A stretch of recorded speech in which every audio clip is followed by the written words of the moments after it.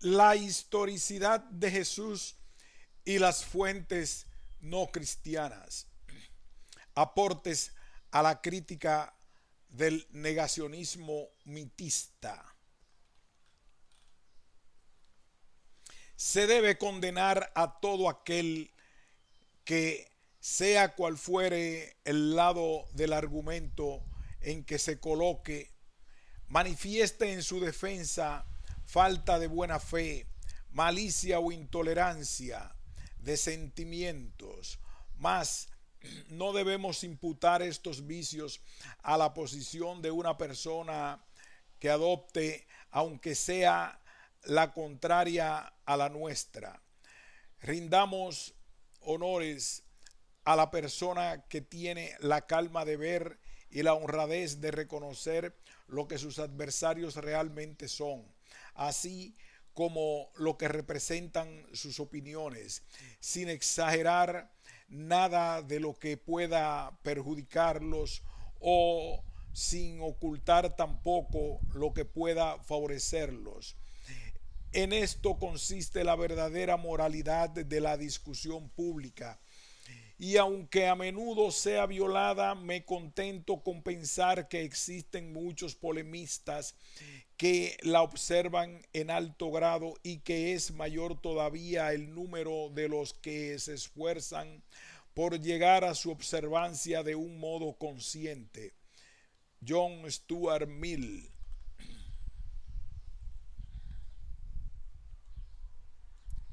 Por desgracia, cada día más y más hay personas ateas o agnósticas que niegan la existencia histórica de Jesús de Nazaret, sobre todo desde que en internet se popularizara en todo el mundo el documental Zeitgeist de Peter Joseph, y más atrás aún desde que la industria cultural, cadenas de televisión, prensa escrita, editoriales, etcétera, encaramada a la gran ola del Código Da Vinci, la novela y su adaptación cinematográfica y la moda del revisionismo histórico conspiracionista lograra transformar ese negacionismo tan controvertido en una lucrativa fuente de ingresos a través del marketing sensacionalista y la comercialización masiva.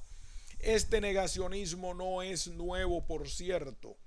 Se remonta al ilustrado siglo XVIII, época en la cual diversos librepensadores de Inglaterra, Toland, Collins, Wollstone y Francia, Volney, Dupuis, en base a una relectura crítica del Nuevo Testamento y otras fuentes antiguas, defendieron públicamente la tesis según la cual la figura de Jesús sería in totum un mito literario, una mera invención. De ahí que el negacionismo sea también llamado mitismo.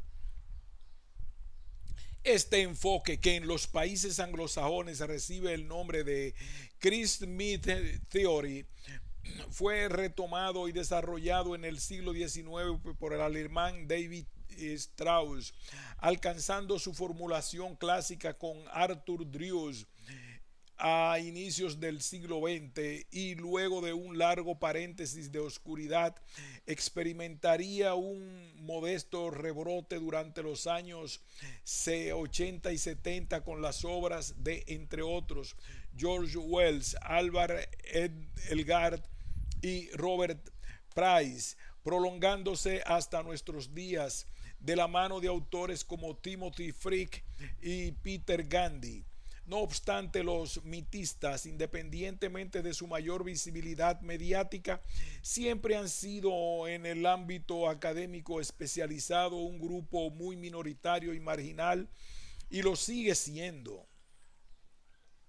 Pero aclararemos de inmediato, a fin de evitar malentendidos, qué se entiende exactamente por existencia histórica de Jesús de Nazaret, la vida y muerte del Hijo de Dios hecho hombre, la encarnación, pasión, resurrección y ascensión de Cristo, sus innumerables proezas como taumaturgo curaciones milagrosas de enfermos e inválidos, exorcismos, multiplicación de los panes y peces, transustanciación, transfiguración, etcétera. Por supuesto que no. Todo eso pertenece al reino de la fe cristiana y su frondosa mitología. Por existencia histórica de Jesús de Nazaret se entiende la vida y muerte verídicas de Yeshua min Nazaret, el rabí de Galilea crucificado por el prefecto romano Poncio Pilato a instancias del Sanedrín en el año 33 durante el reinado del emperador Tiberio, es decir, el núcleo histórico real de la leyenda del Nazareno, su esqueleto factual despojado de toda su carnadura cristológica y soteriológica. En suma, la historia auténtica del más famoso de todos los pretendientes mesiánicos aspirantes a Mesías del pueblo judío, haciendo a un lado deliberadamente las mistificaciones metafísicas y mistéricas de Pablo de Tarso y Juan el Evangelista, y el inmenso corpus teológico que fue sedimentado sobre ellas a lo largo de 2 milenios. Confundiendo la paja con el trigo, los mitistas objetan al decir de Gonzalo Puente Ojea, no solo el Cristo de la fe, sino también el Jesús de la historia. Argumentan que no hay ninguna evidencia fidedigna de su existencia. ¿Qué entienden exactamente por evidencia fidedigna? Fuentes primarias que, amén de tener autenticidad de origen y estar libres de adulteraciones ulteriores, sean unívocas en sus alusiones al Galileo, que claramente se refieran a él y no a otro personaje histórico, externas e independientes a la tradición cristiana, viciada de parcialidad. 4. Relativamente abundantes en cantidad y extensión, rigurosamente contemporáneas y testimoniales, es decir, escritas en vida de Jesús o poco después de su muerte por testigos directos de sus dichos y acciones. Y por último, 6. Convergentes en la información factual que proveen. Y en efecto, si por evidencia fidedigna entendemos todo eso, preciso es admitir que no la hay. Ninguna de las fuentes existentes se ajusta a este sextuple criterio. Los libros del Nuevo Testamento, aunque se adecúan al segundo y cuarto requisito, no lo hacen del todo con el sexto e incumplen a todas luces con el primero y tercero y también con el quinto. Los evangelios sinópticos y las cartas paulinas, los más antiguos, datan recién de la segunda mitad del siglo I y ninguno de ellos fue escrito de veras por personas que hayan conocido personalmente a Jesús. Lo mismo es aplicable a los evangelios apócrifos, con el agravante de que estos son bastante más tardíos. Los más antiguos datan de fines del siglo I y principios del siglo II y menos concordantes. En lo que respecta a las fuentes extracristianas, judías y paganas, que sí se ajustan al tercer criterio, estas son, amén de extemporáneas, retraso nunca inferior a los 60 años, salvo una poco fiable excepción de tercera mano que examinaremos luego, demasiado escasas y escuetas, y en algunos casos parcialmente inauténticas, ambiguas y o poco congruentes. Las fuentes extracristianas. Las fuentes judías se agrupan en dos: las antigüedades judías del historiador Flavio Josefo, cuya composición ha sido datada en torno al año 93, y el Talmud de Babilonia, que compila la literatura rabínica de los siglos 3, 4 y 5, basada esta a su vez en la tradición oral de los Tanaín, que remonta a las dos primeras centurias de nuestra era. Las antigüedades judías contienen dos referencias al Nazareno.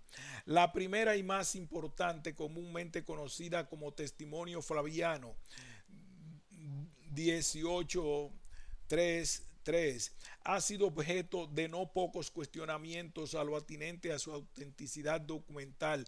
No obstante, y aunque no faltan quienes esgrimen la tesis de la falsificación total, entre los eruditos prevalece la tesis de la autenticidad parcial. Josefo efectivamente mencionó a Jesús, pero su mención fue posteriormente alterada por los copistas cristianos con algunos añadidos. El segundo pasaje, 29:1, menor en extensión e importancia, aunque no por ello exento de valor probatorio, ha suscitado menos reparos, siendo casi en su totalidad aceptado por la abrumadora mayoría de los filólogos. Por su parte, el Talmud de Babilonia sostiene a priori numerosas referencias al Galileo, pero todas ellas son, además de incidentales, bastante oscuras y contradictorias, con el agravante de que su extemporaneidad duplica, y en el mejor de los casos, la de las antigüedades. Entre las fuentes paganas más antiguas tenemos una carta en siríaco del filósofo estoico Mara Bar Serapión a su hijo, que de acuerdo al parecer de la mayoría de los expertos es auténtica y habría sido escrita entre el último cuarto del siglo I y la primera mitad del siglo II. Al margen de su extemporaneidad, el problema que ofrece este documento antiguo es que no está del todo claro que el pretendiente mesiánico condenado a muerte al que se hace mención sea realmente Jesús de Nazaret y no otro personaje, aunque bien podría tratarse de él. En el ámbito de la literatura griega tenemos a Talo, un historiador helenístico, presumiblemente palestino, Samaria. En torno al año 52 escribió una historia del mundo mediterráneo en 3 tomos, donde habría atribuido al presunto oscurecimiento producido durante la crucifixión de Jesús a un eclipse solar. Esta referencia tendría a su favor, amén de su objetividad, el autor es pagano, y nula ambigüedad el hecho de su inigualada cercanía cronológica al suceso en cuestión, apenas 2 décadas de distancia. Sin embargo, el valor probatorio es endeble, ya que se trata de una fuente de tercera mano. Ningún manuscrito de la obra de Talo ha sido encontrado hasta ahora, conservándose de esta solamente 14 breves fragmentos que son citas de otros autores. Su hipótesis sobre las tinieblas de la crucifixión nos ha llegado muy indirectamente a través de Jorge Sincelo, un erudito bizantino de fines del siglo VIII y principios del IX, el cual cita un pasaje perdido de la crónica de Sexto Julio africano, escrita hacia el año 221, en que este autor cristiano polemiza con Talo acerca de cuál habría sido la causa del supuesto oscurecimiento ocurrido el mediodía del primer día de Pascua del año 33. No obstante, al menos la autenticidad de Talo y su obra están ampliamente acreditadas por las referencias de otros autores antiguos como Eusebio, Tertuliano y Lactancio. 3 son las fuentes paganas de procedencia latina dignas de consideración por su datación más o menos temprana, primer cuarto del siglo II. La más importante son los Anales, 15, 44, de Tácito, un historiador romano célebre por su rigor documental. Aunque incidental, la alusión que hace este cronista a la figura histórica del Nazareno resulta muy clara y aporta datos muy precisos que coinciden con el relato evangélico. Por lo demás, la inmensa mayoría de los estudiosos coincide en que es auténtica. Su único bemol radica, por ende, en su extemporaneidad. Data aproximadamente del año 116. Otra fuente en latín es obra de Vida de los 12 Césares, quinto 25, de historiador Suetonio. Su valor testimonial es bastante limitado, ya que al margen de lo tardía que resulta su datación, adolece de ambigüedad e imprecisión. No está del todo claro que Cristo sea Jesús de Nazaret, ni cuál es el contexto espacio-temporal de su accionar sedicioso. La tercera fuente latina es la carta 1096, que Plinio el Joven, siendo gobernador de Bitinia y el Ponto, le remitió al emperador Trajano en torno al año 112. Esta epístola aporta muy poco al debate sobre la historicidad del Galileo, dado que su ambigüedad al respecto es extrema. Un cuarto subgrupo de fuentes paganas más tardías estaría representado por el escritor helenístico Luciano de Samosata, el retórico latino Frontón de Cirta y los filósofos neoplatónicos Celso, Porfirio, Sociano y Herocles, Juliano, que polemizaron con los apologetas cristianos de la época postapostólica. Minucio Félix, Justino, Tertuliano, Orígenes, Eusebio, Cirilo, etc. El primero es autor de la sátira anticristiana sobre la muerte de Peregrino, un texto plagado de críticas mordaces a la nueva religión. Sin embargo, y pese a su declarado escepticismo, Luciano nunca se pone en tela de juicio la historicidad de Jesús. Sí, desde ya su divinidad y varios de sus milagros, pero no su existencia histórica. Lo mismo vale para Frontón, 100 a 170, y los pensadores neoplatónicos Celso, siglo II, Porfirio, siglo III, Sociano y Heródocles, siglo III, IV, y Juliano, siglo IV, aunque solo suyo no sea la composición satírica, sino la controversia filosófica. Tampoco ellos disimulan la incredulidad y encono hacia el cristianismo. Celso, por ejemplo, se regodea haciéndose eco del rumor según el cual Jesús sería hijo adulterino de María y un soldado romano. Resulta muy significativo que estos polemitas paganos no hayan echado mano a un argumento tan potente como el de aseverar la falsedad histórica del Galileo. Todo hace presuponer que de haber existido en aquel tiempo suspicacias acerca de la historicidad de Jesús, no hubieran vacilado en sacar partido de ello. Los inconvenientes del sextuple criterio y la imaginación histórica. Retomemos el hilo conductor de la exposición, el sextuple criterio de confirmación documental que manejan los historiadores mitistas, bosquejado algunos párrafos atrás, resulta altamente cuestionable. Veamos por qué.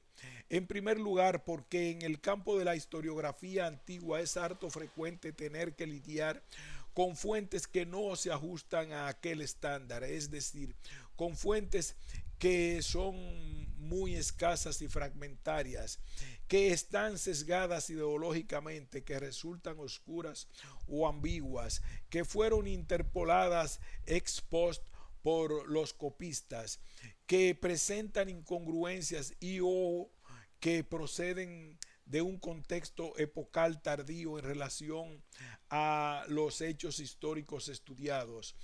Se trata de una vara tan alta que si la si se la aplicara a toda la historiografía antigua en su conjunto, esta importante rama del conocimiento científico quedaría reducida a poco más que un subgénero de la literatura ficcional, equiparable a la novela histórica. Desde luego, los negacionistas no bregan por ninguna generalización omnidisciplinar de las elevadísimas exigencias heurísticas y hermenéuticas que esgrimen en el caso particular de la historicidad de Jesús. Hacerlo sería ciertamente un disparate insostenible. Por lo tanto, incurren sin darse cuenta en una incoherencia, la de medir con distinta vara la historicidad del Nazareno y su actuación mesiánica en la Palestina del siglo I y la historicidad de otros personajes y acontecimientos.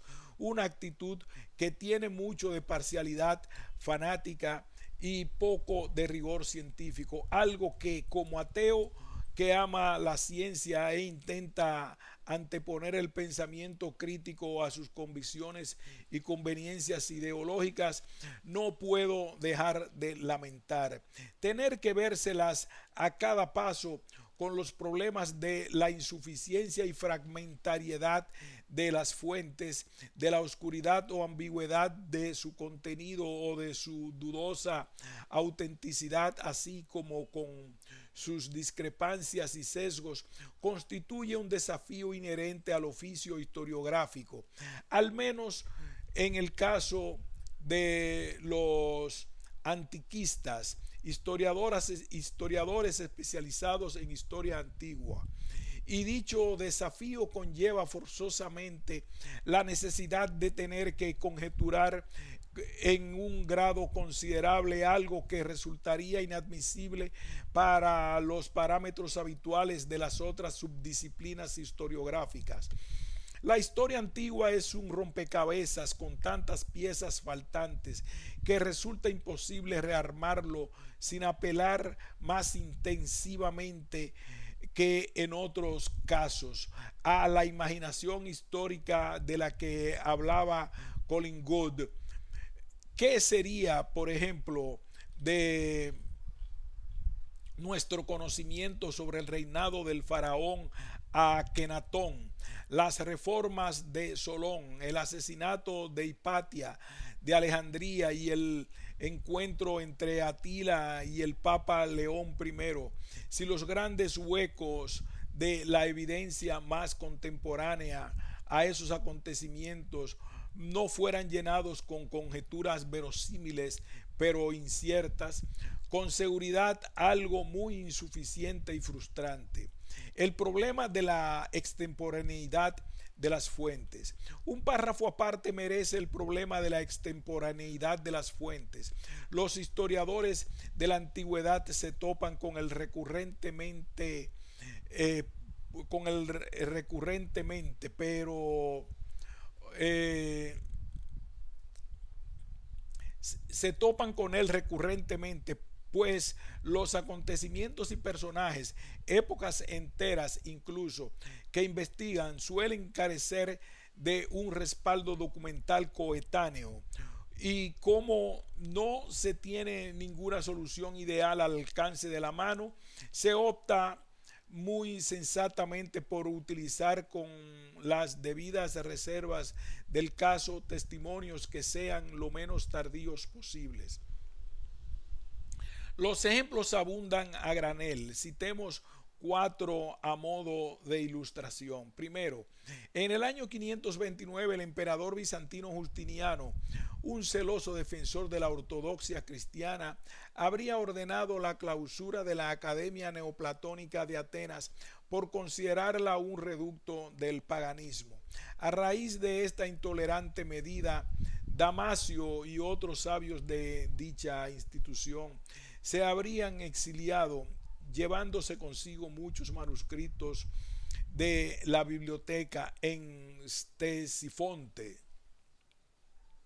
la capital de la Persia sasánida, donde según se dice fueron acogidos por el emperador Cosroes. La única fuente que acredita estos hechos son las historias segundo 31 del cronista bizantino Agatías Escolástico. Ahora bien, este autor nació aproximadamente hacia el año 536, unos 7 años después del cierre de la academia, por lo que resulta imposible que haya sido testigo de aquel incidente.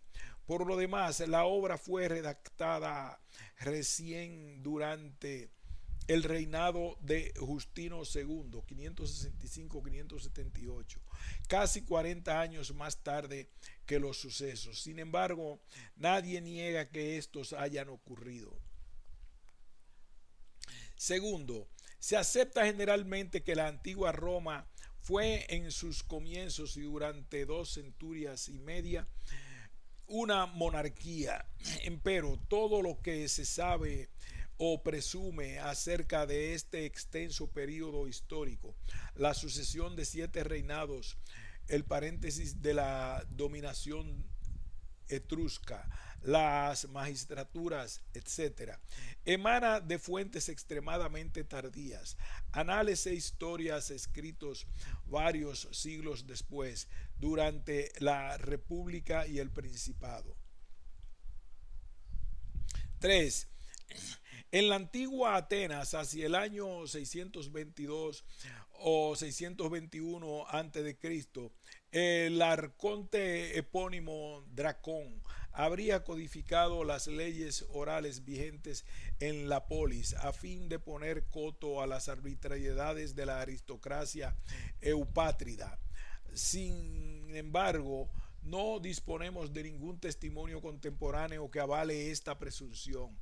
Las 3 fuentes primarias disponibles son notoriamente extemporáneas: Aristóteles, siglo IV a.C., Plutarco, siglo I, y Pausanias, siglo II. La más antigua de estas adolece de un retraso cronológico de 300 años. No obstante, la historicidad del código draconiano no suscita mayores controversias entre estos estudiosos de la Grecia arcaica. 4. Todo lo que sabemos hoy acerca de Alejandro Magno, siglo IV a.C., procede de fuentes extremadamente tardías. Diodoro de Cilicia, siglo I a.C., Curcio Rufo, siglo I, Arriano y Plutarco, siglo II, Justino Frontino, siglo II, tercero o cuarto. No hay consenso en la datación entre los romanistas. En el mejor de los casos, la extemporaneidad oscila entre los 300 años. Ninguno de los testimonios contemporáneos, Calístenes, Ptolomeo, Nearco, Aristóbulo, Onesícrito, Clitarco, etc., se ha preservado, y solo conocemos de ellos unos pocos fragmentos, citas de cronistas posteriores. Por lo demás, la evidencia epigráfica coetánea, inscripciones, es paupérrima, y pese a todo, la historicidad de muchos detalles de la actuación político-militar del macedonio está firmemente asentada. Por lo tanto, recusar la historicidad de Jesús de Nazaret, arguyendo que las fuentes son paupérrimas y tardías, supone un acto de mala fe intelectual, de injusticia historiográfica, a menos que se esté dispuesto a hacer exactamente lo mismo con todos y cada uno de los personajes antiguos, con el consabido costo que ello entrañaría, una contracción drástica de los horizontes del saber histórico y de la inteligibilidad misma del pasado humano. Admito de buen grado que el panorama documental concerniente a la historicidad del Galileo y su actuación mesiánica dista de ser óptimo incluso para los parámetros forzosamente menos pretenciosos de la historiografía antigua, puesto que hay un sinfín de realidades históricas de la antigüedad mucho mejor documentadas, cuantitativa y cualitativamente hablando.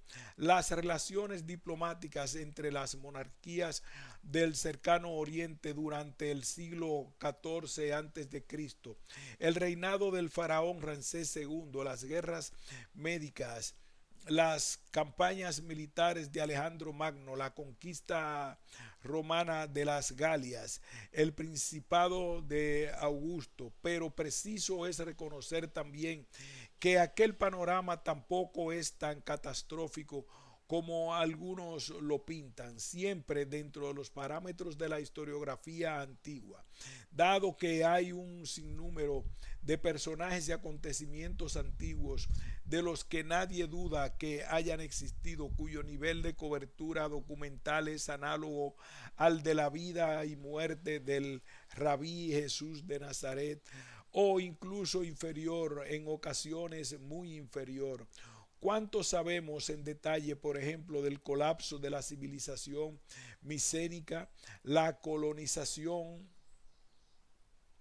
vikinga, el litoral canadiense y el éxodo británico al noroeste de la península ibérica? Muy poco, casi nada. Con seguridad menos de lo que sabemos del Nazareno y su trayectoria biográfica. Aunque los mitistas lo olvidan, trabajar con fuentes levemente extemporáneas, como si fuesen contemporáneas, es en el campo de la historiografía antigua moneda corriente. Para los estándares de esta subdisciplina, un desfase de una o dos generaciones no representa mucho. La cuestión sobrenatural. Pero los mitistas replicarían: ¿cómo es posible que no se haya encontrado ni un solo testimonio contemporáneo o independiente de un personaje presuntamente tan extraordinario como Jesucristo? ¿Cómo se explica que no haya ninguna fuente coetánea, judía o gentil, que